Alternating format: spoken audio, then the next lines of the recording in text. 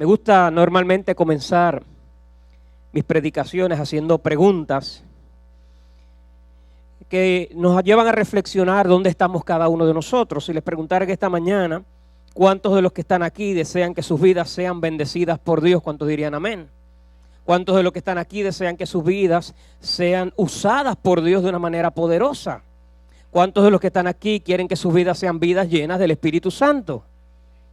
Interesantemente, aunque donde quiera que uno hace este tipo de preguntas en la iglesia del Señor, no me he encontrado todavía ningún creyente que diga que no quiere que su vida sea bendecida por Dios, que no quiere que su vida sea usada por Dios, que no quiere ser lleno del Espíritu Santo. Todo lo contrario.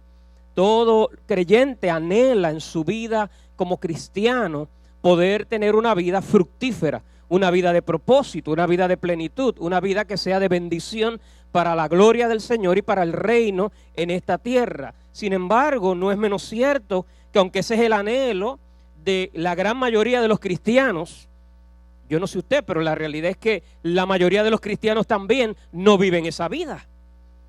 No viven una vida de poder. No viven una vida de plenitud del Espíritu Santo, no viven una vida donde el poder de Dios se manifiesta de una manera poderosa en cada una de las cosas que hacen. Y entiendo yo que en esta mañana es el propósito de Dios que usted y yo comprendamos qué debe acontecer en la vida de nosotros, los creyentes, para que ese poder de Dios se manifieste, para que usted y yo podamos vivir vidas cristianas fructíferas.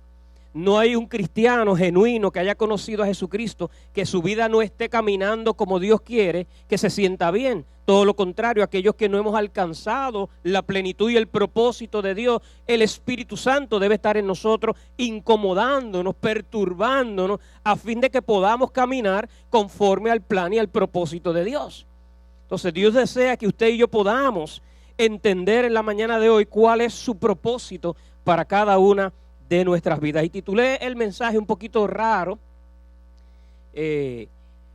así que me perdona, pero lo titulé: Dios usa a los muertos, no a los vivos. Dios usa a los muertos, no a los vivos, ¿verdad? Y no voy a hablar de películas de zombies, ¿verdad?, que es lo que está de moda por ahí, ni nada por el estilo, sino que podamos entender, ¿verdad?, a medida vayamos desarrollando el mensaje, usted va a poder comprender qué quiere decirnos Dios, ¿verdad? Y por qué Dios usa, ¿verdad?, a los muertos y no a los vivos. Y acompáñeme a la escritura, al Evangelio según San Juan, en el capítulo 12, los versículos 24 al 26. Juan capítulo 12, versículos 24 al 26. Y encontramos a Jesucristo, como en muchas ocasiones, enseñándole a sus discípulos palabras de vida. Juan capítulo 12, versículos 24 al 26. Lo tenemos. Dice así la palabra de Dios: de cierto os digo, que si el grano de trigo no cae en la tierra y muere, queda solo, pero si muere, lleva mucho fruto. El que ama su vida la perderá, y el que aborrece su vida en este mundo, para vida eterna la guardará. Si alguno me sirve, sígame, y donde yo estuviere, allí también estará mi servidor. Si alguno me sirviere, mi Padre le honrará. El Señor añada bendición a su palabra. Puede tomar asiento. En el pasaje que acabamos de leer encontramos a nuestro Señor Jesucristo planteándole a los discípulos acerca de las implicaciones que tiene el seguirle a Él. Como era la costumbre de Jesucristo, utilizaba elementos de la vida cotidiana para poder enseñarle de una manera práctica a los discípulos, a sus seguidores, acerca de principios de la vida del reino. Y en este pasaje específicamente encontramos a Jesucristo utilizando el grano de trigo para traerle a los discípulos unas enseñanzas sobre verdades espirituales. Y vemos que Jesucristo, ¿verdad?, ¿por qué usa el elemento del grano?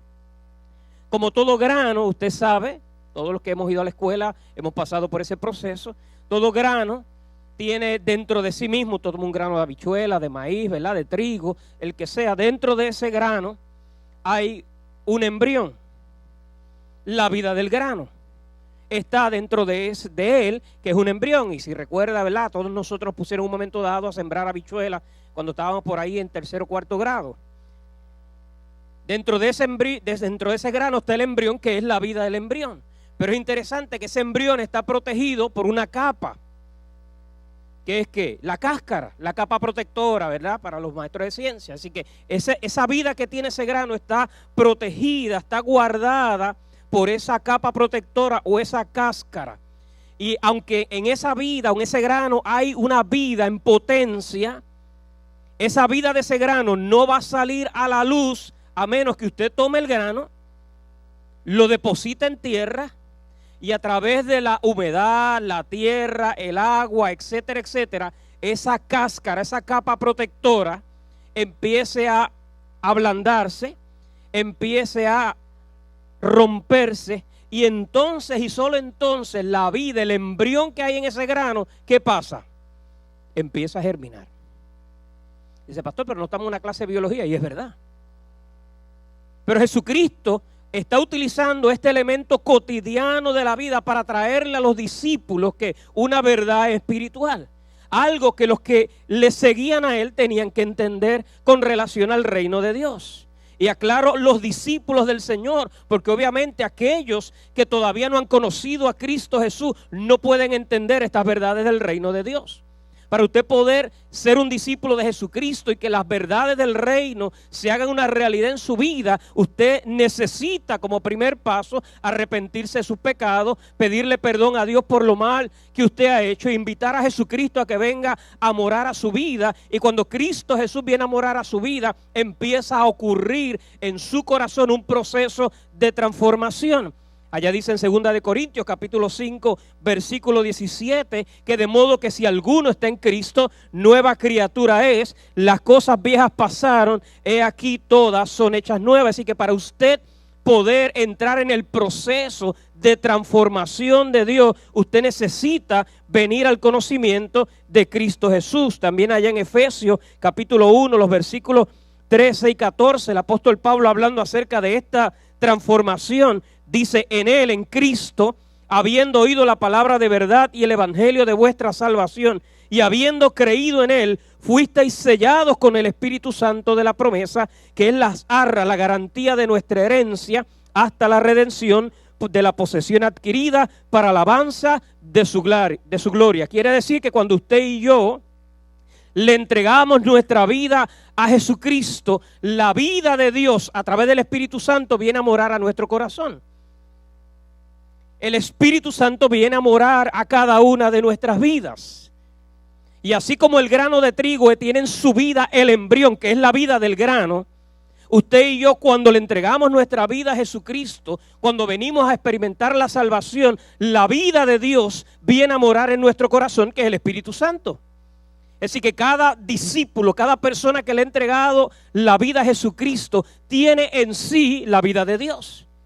Ahora, si eso es una realidad, si usted y yo tenemos el Espíritu Santo porque le hemos entregado nuestra vida a Jesucristo, ¿por qué no se manifiesta en nuestra vida esa vida? Porque en nuestro caminar la vida de Dios que ya está en nosotros a través del Espíritu Santo no es una realidad. Porque hay tantos cristianos o personas que se llaman discípulos del Señor que están viviendo no como Dios espera que vivan, si la vida de Dios está en ellos.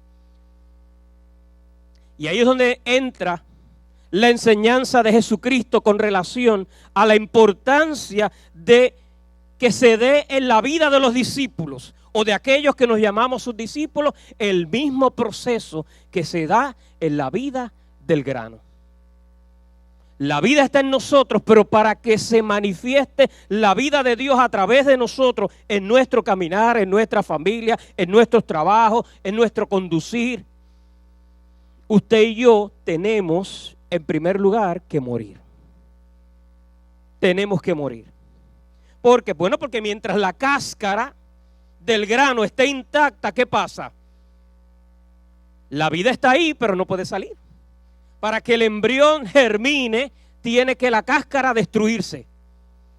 Si no, usted pone un granito de habichuela o de frijoles, para los que nos ven a través del internet y otros países, o de maíz, y lo pone encima de la mesa. Y lo deja encima de la mesa. Pueden pasar 10 años y está el granito de trigo intacto. La vida está en él, el embrión está en él, pero ¿qué pasa? Nada en él. Usted tiene que tomar ese grano y depositarlo en la tierra, y se tiene que romper, morir la cáscara para que ese embrión salga. De igual manera, en muchos cristianos, muchos discípulos del Señor, aun cuando la vida de Dios está en ellos, su cáscara todavía está intacta. Su viejo hombre todavía domina demasiado su vida. Todavía su cáscara no ha entrado en el proceso de descomposición, de morir.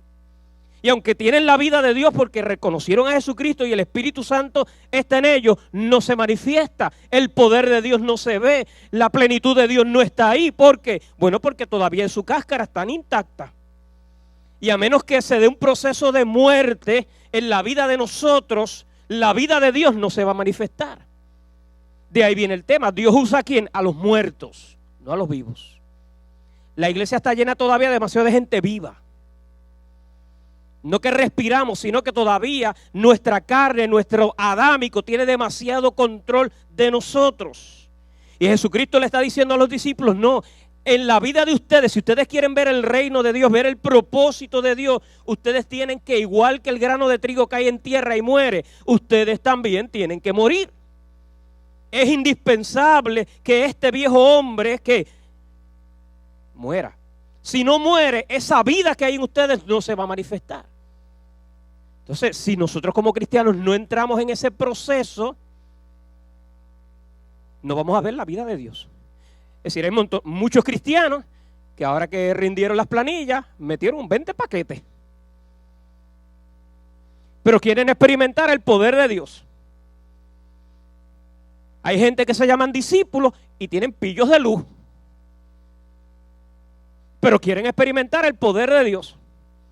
Hay gente que está incapacitada por el Seguro Social y están trabajando por debajo de la mesa, que eso es mentir y eso es robar, pero quieren ver el poder de Dios. Entonces, mientras nuestra cáscara, mientras este viejo hombre está tomando control, es imposible que la vida y el poder de Dios se manifieste. Y a eso súmele la mentira y otras cualquier cosa. Es decir, Jesucristo está diciendo, ustedes quieren experimentar el poder de Dios, tienen que morir. Tú quieres la plenitud de Dios, tienes que morir. Tú quieres ver la bendición de Dios sobre tu vida, sobre tu casa, en lo que haces, en todo tu caminar, tienes que morir. Es indispensable que se dé ese proceso. ¿Para qué? Para que la vida de Dios que está en nosotros, el Espíritu Santo que haga, se manifieste. Y usted pueda ver el poder de Dios, pueda ver la bendición de Dios. Ahora, ¿qué cosas tenemos que morir? Preguntan algunos. Vamos a Efesios capítulo 5. Los versículos del 1 al 8.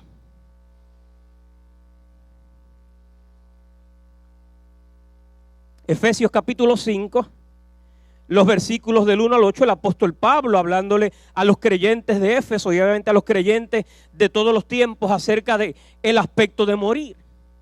Le está hablando a creyentes, si no le estaba hablando a gente no creyente, le estaba hablando a discípulos del Señor que tenían, y era el desafío de ellos, andar como hijos de luz, es decir, que la vida de Dios fuera evidente en ellos.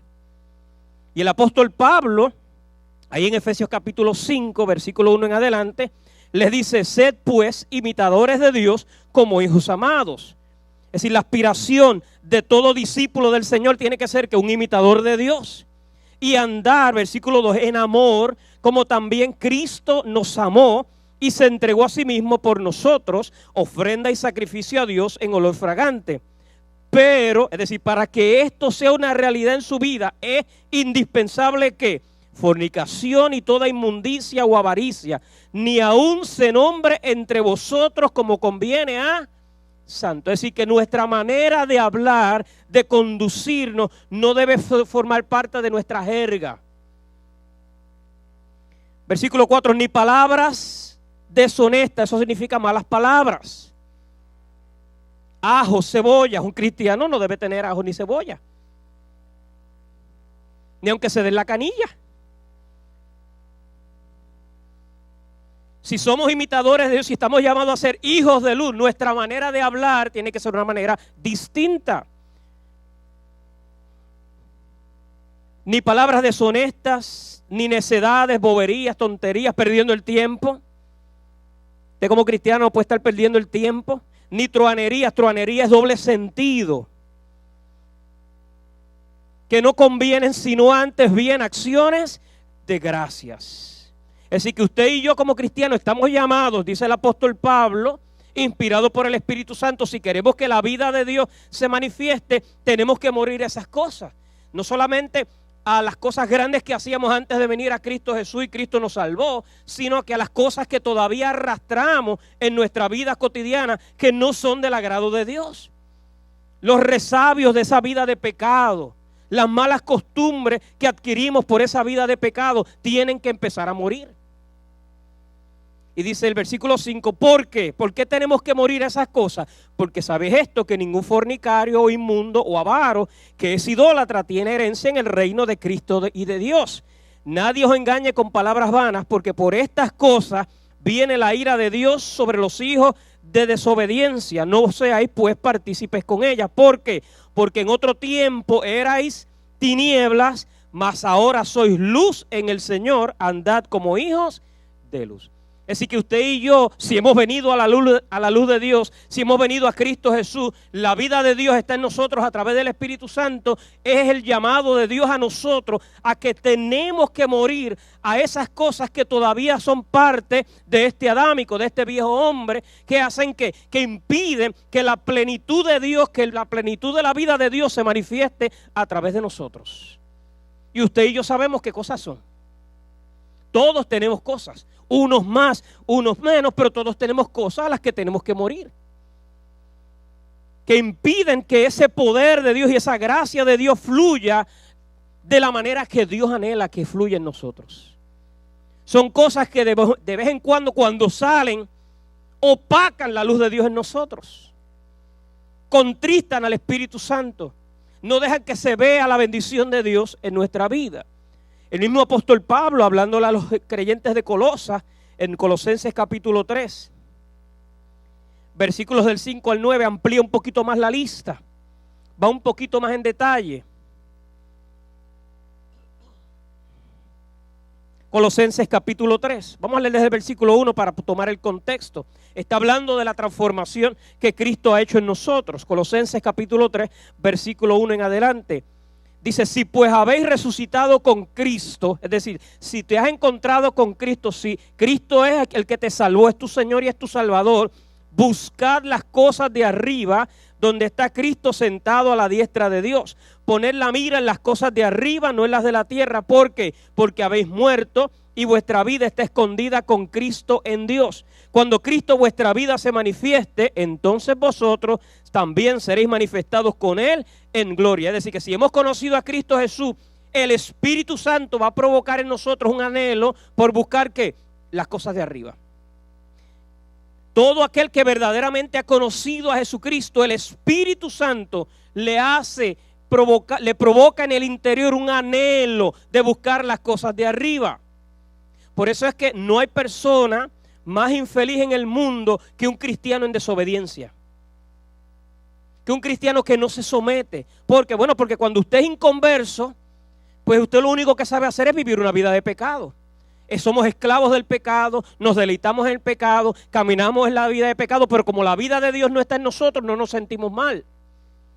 Pero cuando alguien ha sido trasladado del reino de las tinieblas al reino del amado Hijo, la vida de Dios, el Espíritu Santo ha sido puesto en el corazón.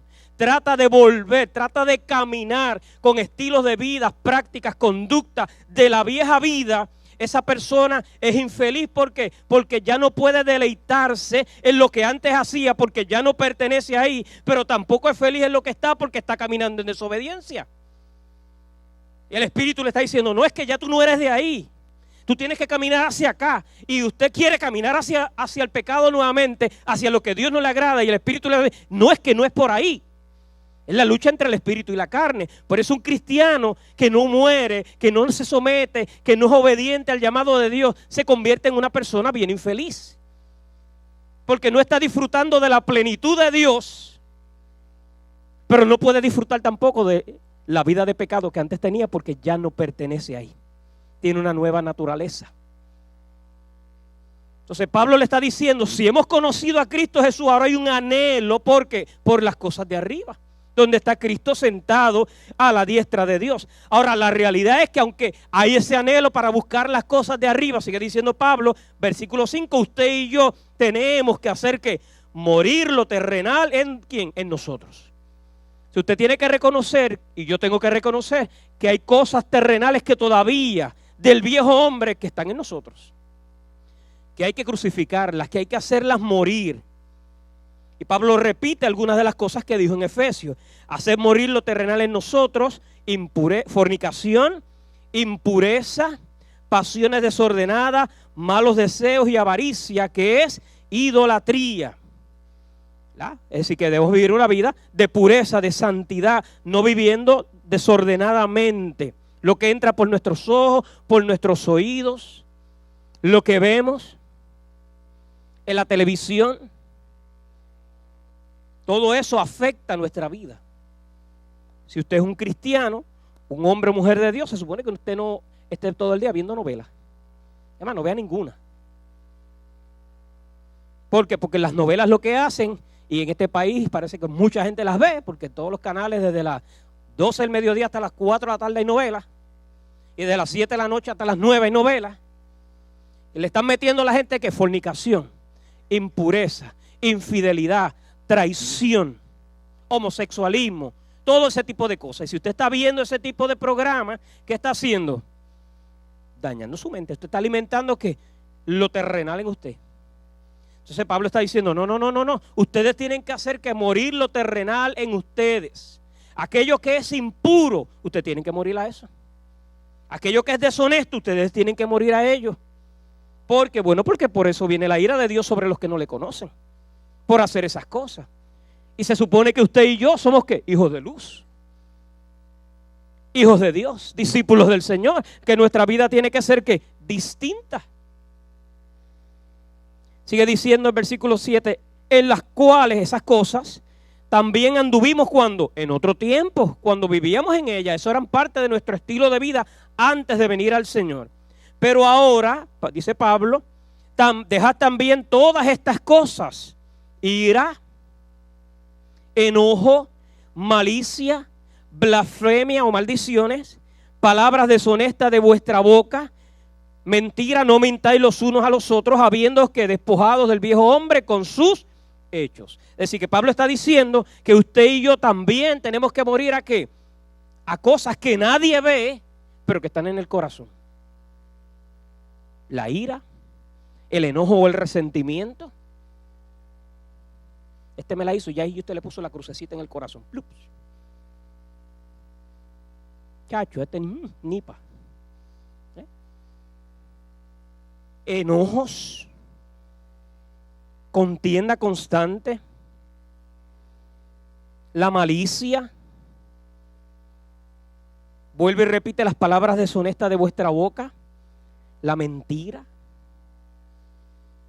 Cosas que afectan que la vida de Dios se manifieste en nosotros.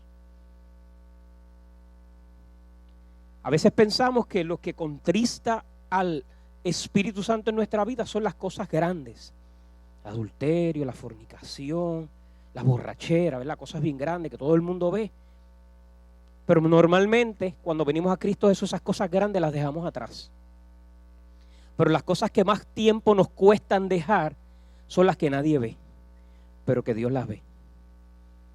Que la gente no las puede notar porque están en el corazón, pero como Dios ve el corazón y ve todo, el Espíritu Santo está diciendo, no, es que tienes que trabajar con esta área de tu vida. Tienes que morir a esto, a la mentira, al enojo, a la ira, a tu vocabulario, a tu explosión, tu carácter. Tanta gente que dice, no, es que yo soy así. Bueno, usted es así, pero Dios no quiere que usted sea así. Punto. Usted tiene que ser como es el carácter de Cristo. Entonces Dios quiere que ese proceso se dé en nosotros. Entonces, si usted y yo, como el grano de trigo, no empezamos un proceso de que esta cáscara, este adámico, este hombre terrenal que hay en nosotros muera y empiece a descomponerse, empiece a podrirse, la vida de Dios, ¿qué va a pasar? Está en usted, si ha conocido a Cristo Jesús, no se va a manifestar. Entonces, la bendición de Dios no está en que pasemos al frente y hagan una oracioncita por nosotros. No es decir, y yo paso al frente y digo, Señor, lléname. No, es un proceso diario de morir a distintas cosas. Y usted tiene que preguntarse, ¿a qué tengo que morir yo hoy?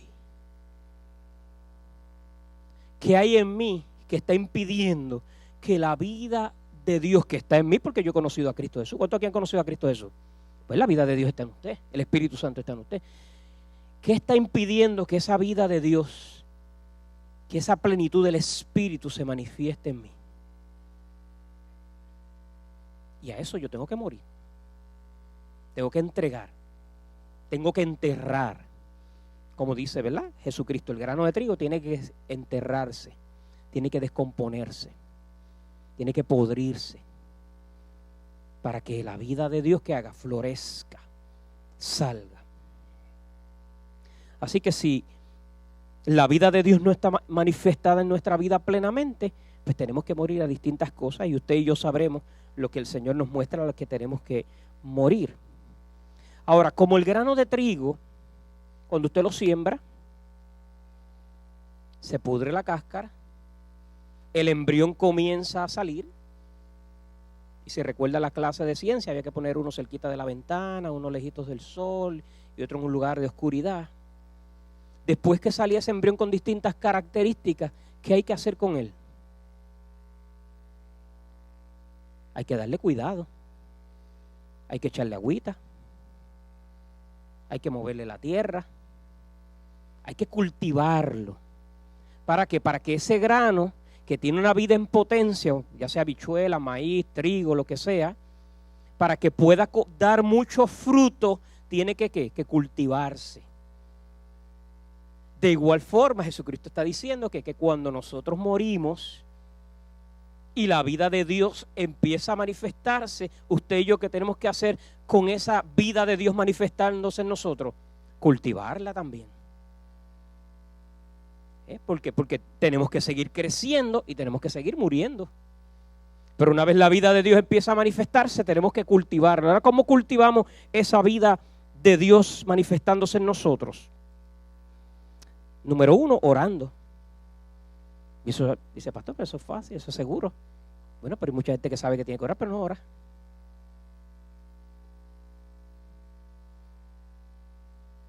Que no ora como tiene que orar. Porque muchísima gente ora que manda los telegramas por ahí de camino por la mañana. Orar es relacionarse con Dios diariamente, tener una comunicación con el Señor.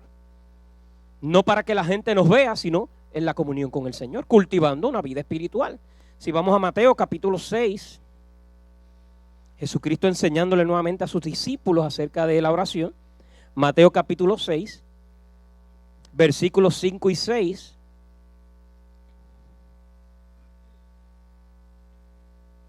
Mateo capítulo 6, versículos 5 y 6.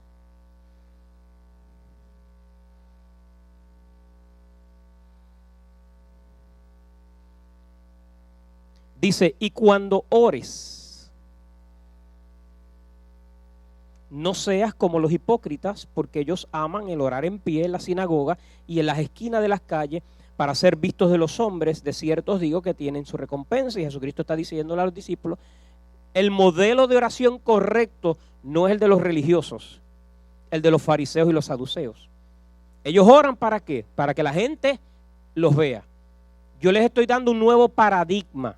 La oración no es de esa manera. Les está diciendo, cuando ores, versículo 6, entra en tu aposento, cerrada la puerta, ora a tu Padre que está en secreto, y tu Padre que ve en lo secreto te recompensará en público. Es decir, que Jesucristo le está dando un nuevo paradigma. Cuando la vida de Dios comienza a manifestarse, usted y yo, ¿qué tenemos que hacer? Tenemos que orar, dedicar tiempo a la comunión con Dios, a pasar tiempo en la presencia de Dios. Amado, usted y yo no podemos conocer a Dios si no pasamos tiempo con Él. ¿Por qué? Porque podemos venir a los cultos, podemos ir al instituto bíblico y podemos escuchar a Dios y conocer de Dios acerca de que de oídas. Pero íntimamente y personalmente yo conozco a Dios como en la oración, en mi aposento, en mi tiempo con Él. En la comunión íntima con Él es que yo conozco a mi Dios. Le conozco más personalmente. Capítulo 26 ahí mismo de Mateo, versículo 41.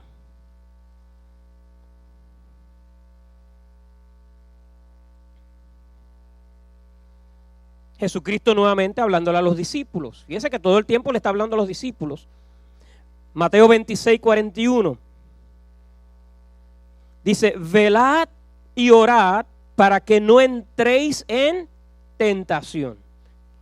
El espíritu a la verdad está dispuesto, pero la carne es débil. Y eso se lo dijo a los discípulos en aquel momento, pero se aplica a nosotros también.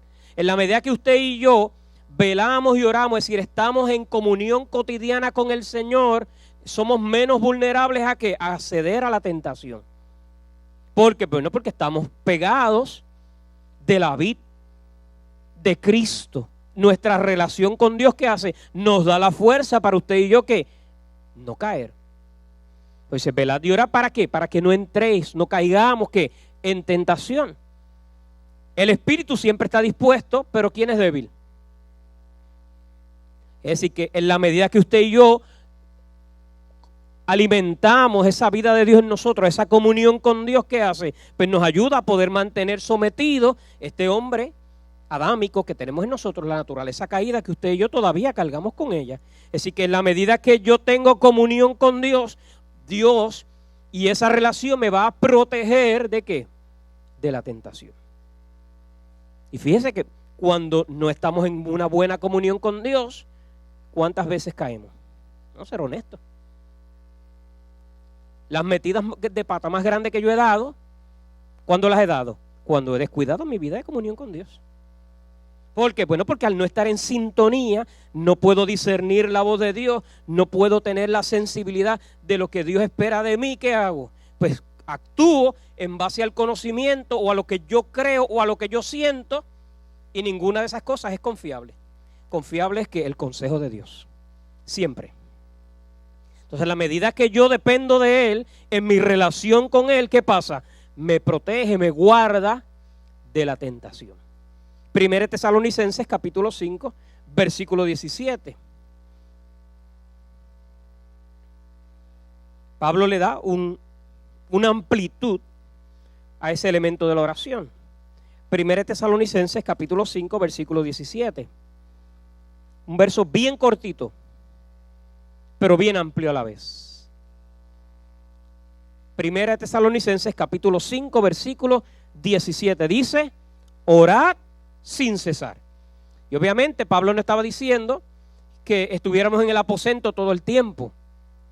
Lo que está hablando es que aunque tenemos que tener el tiempo que Cristo estableció del aposento, siempre, diariamente, tenemos que mantenernos en comunión con Dios. Ambas cosas son importantes. Es decir, hay gente que dice, no, pero es que yo oro de camino, del trabajo, y yo siempre estoy hablando con Dios. Sí, eso hay que hacerlo. Pero el aposento es importante. Usted no puede trastocar el tiempo de estar en el aposento, en su cámara con el Señor, solo con el Señor. Porque aunque en la vida vamos guiando, seguro, yo viajo todos los días a Guaynabo y voy hablando con el Señor, seguro que sí. Pero alguien toca bocina, alguien me cruza de frente, de momento uno perdió la comunión. En el aposento usted se encierra y se aísla de todo tipo de distracción para estar donde, en la presencia. Simplemente de Él. Ahora, en lo cotidiano de la vida, mientras trabajamos, mientras estudiamos, mientras caminamos, mientras vamos en la carretera, obviamente tenemos que mantenernos ¿qué? En esa comunión. Según lo que hemos aprendido en el aposento, a solitas con Él, eso mismo lo vamos cultivando en nuestro caminar cotidiano con el Señor. No podemos descuidar las cosas, pero si no oramos, no vamos a ver que esa vida de Dios crezca en nosotros. Y lamentablemente, dicen los que saben de esto, ¿verdad? Los estadísticos y que analizan la vida de la iglesia de hoy no ora. Los creyentes de hoy no oran. No tienen una vida profunda de oración. Entonces, no podemos ver el poder de Dios en nuestra vida y conocer el corazón de Dios si no pasamos tiempo con Él. Así que aunque morimos, tenemos que cultivar esa vida a través de la oración. Segunda área que tenemos que cultivar, ¿verdad? O que tenemos que hacer para cultivar esa vida de Dios en nosotros, es el estudio de la palabra de Dios. La predicación, la exposición de la palabra. 1 Corintios capítulo 1. 1 Corintios capítulo 1, versículos 18 al 21.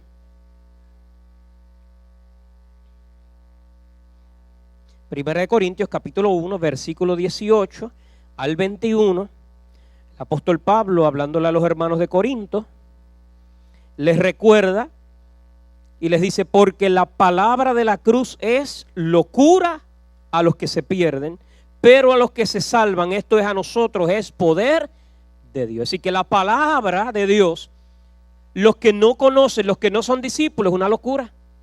Pero usted y yo, a nosotros, los que le hemos conocido, la palabra se convierte en ¿qué? En poder de Dios. ¿Cuántos dijeron aquí que querían poder de Dios? Pues hay que ir a la palabra. Hay que alimentarse con la palabra. No solamente a través de la predicación. Usted escucha la palabra hoy y yo mañana le hago un examencito y le pregunto de qué yo prediqué. Posiblemente usted no se acuerda del 70% de lo que yo prediqué y cuidado sin más. Pero eso hay que anotar, ¿verdad? Lo que uno escucha del pastor, lo que están predicando. Pero es el estudio personal de la Escritura. Diariamente yo tengo que ir aquí a la Escritura para recibir el maná de Dios, el alimento de Dios. ¿Por qué? Porque la palabra en mi vida se convierte en ¿qué? Poder. Poder para hacer la voluntad de Dios. Y sigue diciendo: pues está escrito, destruiré la sabiduría de los sabios y desecharé el entendimiento de los entendidos. ¿Dónde está el sabio? ¿Dónde está el escriba? ¿Dónde está el disputador de este siglo? ¿No ha enloquecido Dios la sabiduría del mundo? Pues ya que en la sabiduría de Dios el mundo no conoció a Dios mediante la sabiduría, agradó a Dios salvar a los creyentes por la locura de la predicación. Es decir, a través de la palabra es que la gente viene al conocimiento de Cristo Jesús. Y una vez no solamente venimos por la palabra al conocimiento de Cristo Jesús, sino que la palabra es la que hace que usted y yo que crezcamos. Que el poder de Dios se manifieste en nuestra vida. ¿Por qué? Porque esa palabra se convierte en herramienta para yo poder caminar como Dios espera que yo camine.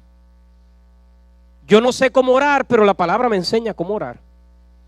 Yo no sé cómo adorar, pero la palabra me enseña cómo adorar. Yo no sé tomar decisiones sabias, pero la palabra me enseña a tomar decisiones sabias. Yo no sé escoger la persona correcta para que sea mi esposo o mi esposa. La palabra de Dios me da los principios correctos. Yo no sé si debo comprar en este lugar, en aquel lugar, dónde voy a vivir, pero la palabra me da principios de sabiduría que me hacen considerar lo que debo hacer. Yo no sé si este trabajo me conviene o no, y la Biblia no me dice este es el trabajo, pero me da principios de vida para yo saber que si ese trabajo, si esa posición, si eso que me están ofreciendo realmente es de Dios o no es de Dios. Entonces es la palabra la que me da la sabiduría para yo poder vivir correctamente y caminar al agrado de Dios. Cuando ignoramos la palabra, vemos por qué entonces tanta gente comete tantos errores. Colosenses capítulo 3, versículo 16, el apóstol Pablo hablando sobre este principio. Colosenses capítulo 3, versículo 16.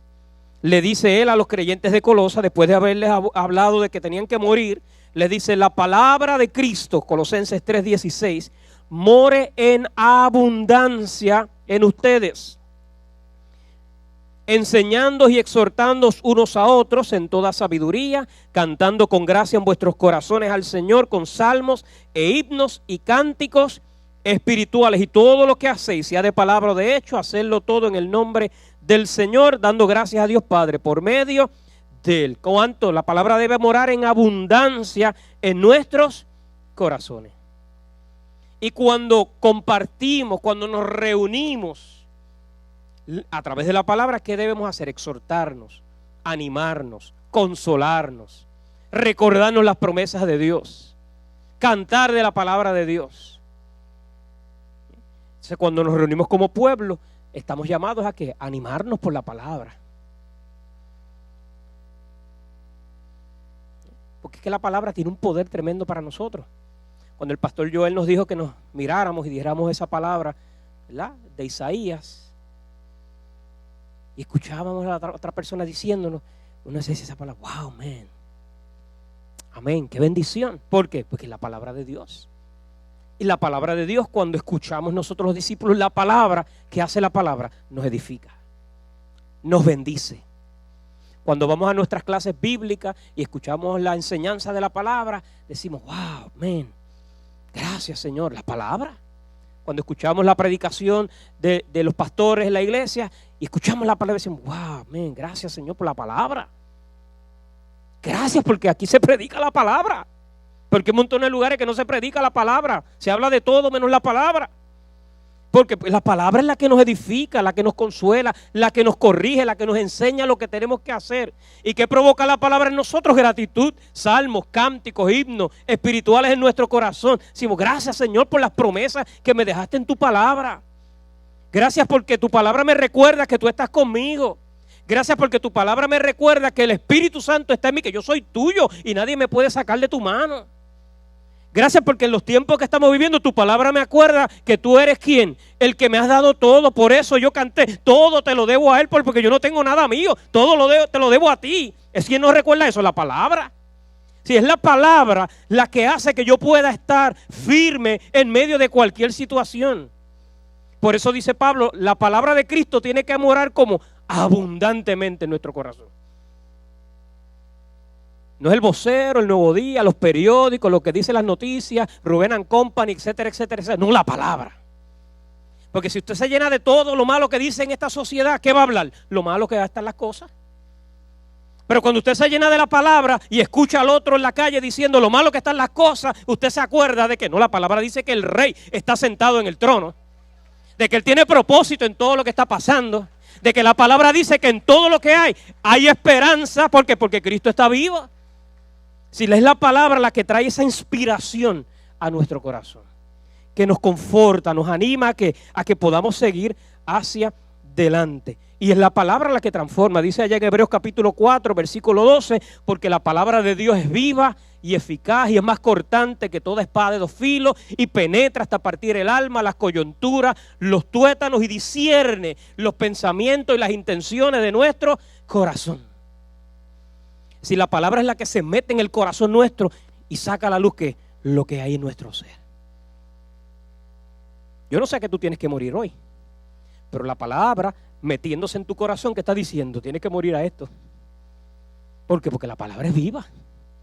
Esa palabra se mete en nuestro corazón como una espada y saca a la luz todo lo que hay en nosotros.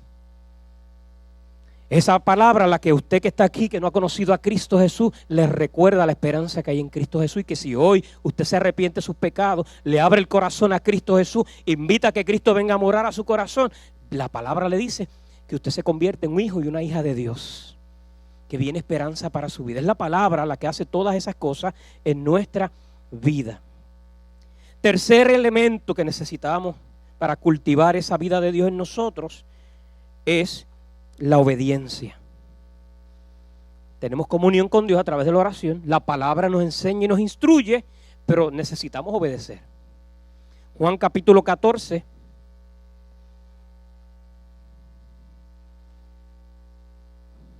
Ahí hubo menos amén. Fíjate qué cosa. ¿Verdad? Sí, porque decimos, toda la palabra nos dice todas esas cosas tremendas, pero hay que obedecerla. Si no obedecemos el consejo de Dios, no vemos la bendición de Dios, no crecemos en la relación. Juan 14, 15, dice Jesucristo, ¿cuántos aquí aman a Dios? Mire lo que dice ahí. Si me amáis, guardad. ¿Cuántos aman a Dios? Entonces tenemos que guardar su mandamiento. Obediencia. La obediencia es la expresión visible del amor a Dios. Cuando usted y yo obedecemos a Dios, estamos demostrando que le amamos. Si le amamos, debemos guardar sus mandamientos, las instrucciones de la Escritura. Ahí mismo en el Juan capítulo 14, versículo 21.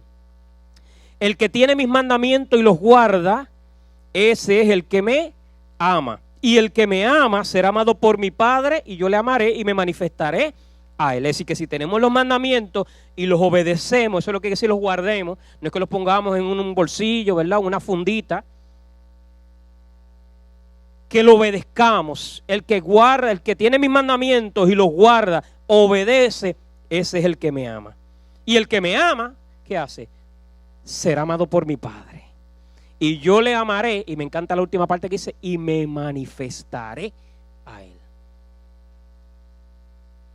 Quiere decir que cuando usted y yo obedecemos a Dios, ¿Dios qué hace? Se manifiesta en nuestra vida. ¿Cómo? Él no dice cómo. Pero dice que se va a manifestar. Y yo no sé, la manifestación de Cristo en nuestra vida es una cosa tremenda. Es una experiencia gloriosa. Pero dice que Dios se manifiesta en la vida de uno. El versículo 23. Respondió Jesús y le dijo, el que me ama, mi palabra guardará. Y mi Padre le amará y vendremos a él y haremos morada con él. Lo que implica que presencia garantizada de Dios en la vida de los que le obedecemos. Así que cuando obedecemos, ¿qué hace? La plenitud de Dios se manifiesta en la vida de nosotros. Entonces queremos ver el poder de Dios, queremos ver que Dios nos use, queremos ver la mano de Dios en nuestra vida. Hay que orar, hay que estudiar la Escritura, pero hay que obedecerla. Hay que hacer que lo que Dios nos dice que hagamos. Primera de Juan capítulo 5 versículo 3. Primera de Juan capítulo 5 versículo 3. Dice el apóstol Juan. Primera de Juan capítulo 5 versículo 3. Pues este es el amor a Dios, que guardemos sus mandamientos, y sus mandamientos no son gravosos. Eso quiere decir que no nos hacen daño. Obedecer a Dios siempre es una bendición. Siempre es una bendición. Así que cuando obedecemos a Dios, vemos la manifestación de la presencia de Dios, donde en nuestra vida, en nuestro camino. Pero escuchamos y tenemos que obedecer, ¿verdad? Y hoy hemos visto que Dios nos ha dicho que tenemos que morir. ¿A qué cosas? Usted y yo sabremos, pero tenemos que morir a distintas cosas en nuestra vida si queremos ver la mano poderosa de Dios en nuestra vida. Si no morimos a esas cosas del viejo hombre, no vamos a ver la plenitud de Dios en nosotros. Pablo entendió bien tremendamente esta verdad cuando allá en Gálatas capítulo 2 versículo 20 él dice, con Cristo estoy juntamente crucificado y ya no vivo, mas vive Cristo, y lo que ahora vivo en la carne lo vivo en la fe del Hijo de Dios, el cual me amó y se entregó a sí mismo por mí. Pablo vivía como muerto. Por eso Dios lo usaba poderosamente. Por eso dije al principio, Dios usa a los muertos, no a los vivos. Cuando usted y yo morimos a nuestra vida, entonces y solo entonces la vida de Dios se manifiesta a través de cada uno de nosotros. Es decir, cuando tú tratas de seguir viviendo tu vida, no muriendo, sino viviendo a tu estilo y tu manera, ¿qué haces? Pierdes tu vida, pierdes el tiempo. Y hay tanta gente que lleva años y años en el evangelio y todavía están chuletas cancán, cruditos, como una carne cuando la pide una carne, un sirloin steak y lo piden rare, ¿verdad? Eso es volteadito por cada lado y todo sangriento. Hay gente que lleva años en el evangelio y todavía están así. ¿Por qué? Porque han decidido amar su vida. Y en el reino de Dios tú no puedes amar tu vida, porque cuando tú amas tu vida tú la pierdes.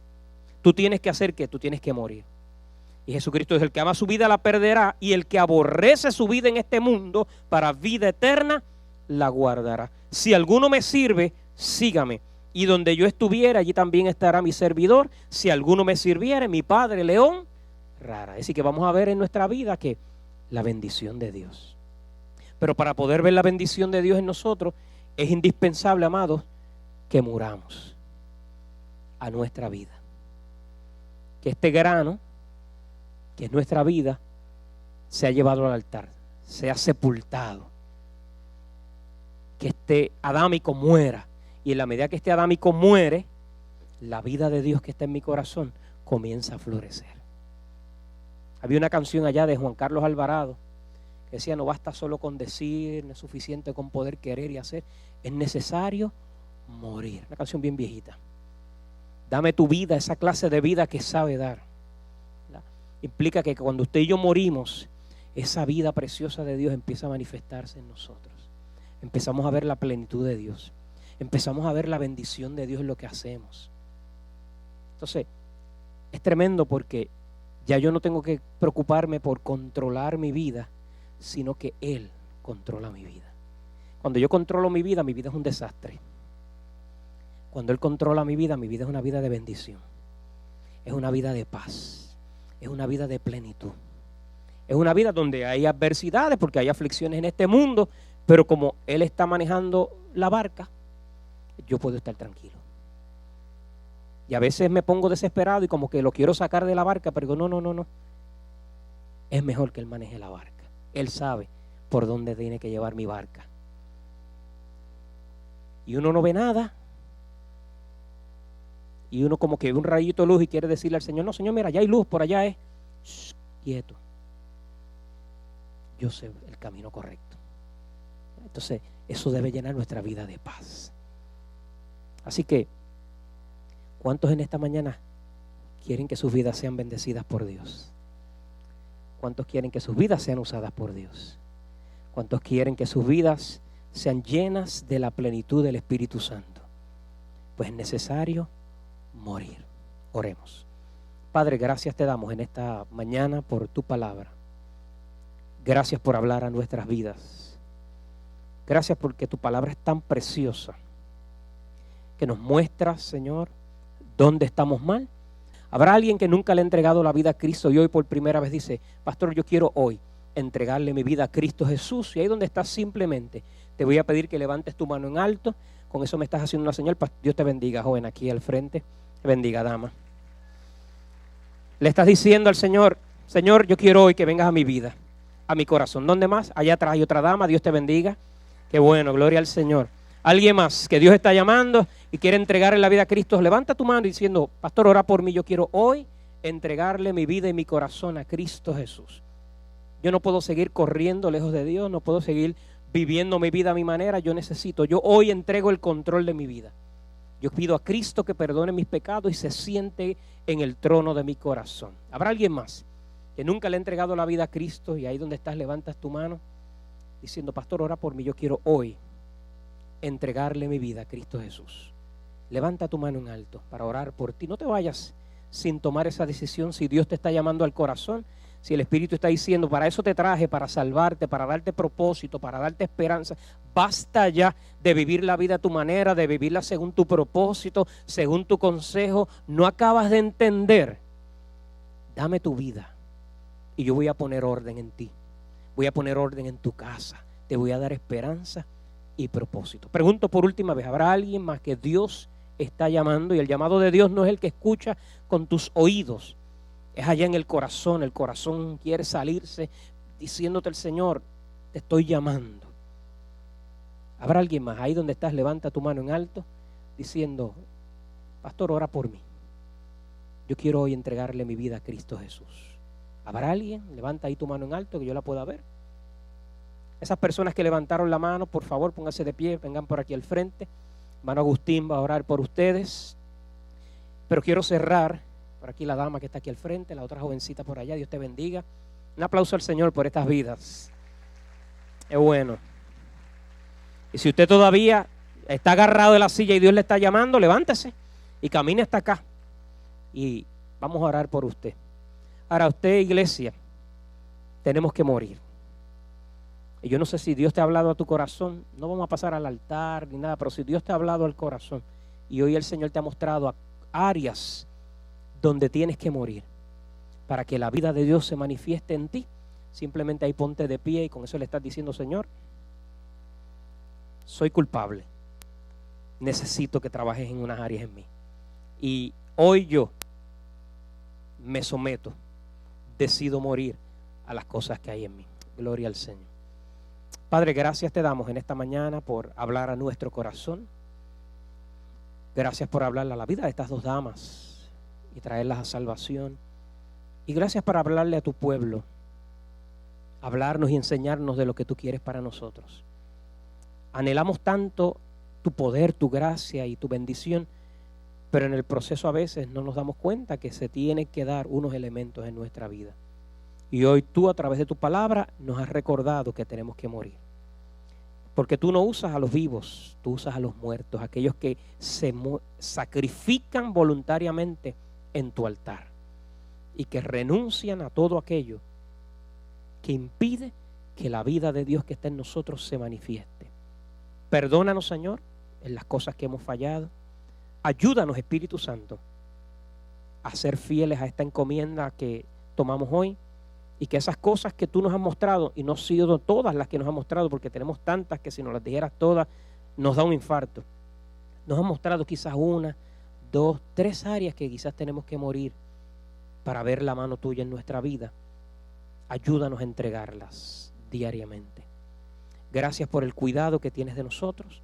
Ahora llévanos, Señor, a nuestros hogares o respectivos destinos, con la bendición del Padre, del Hijo y del Espíritu Santo. Amén. Dios les bendiga.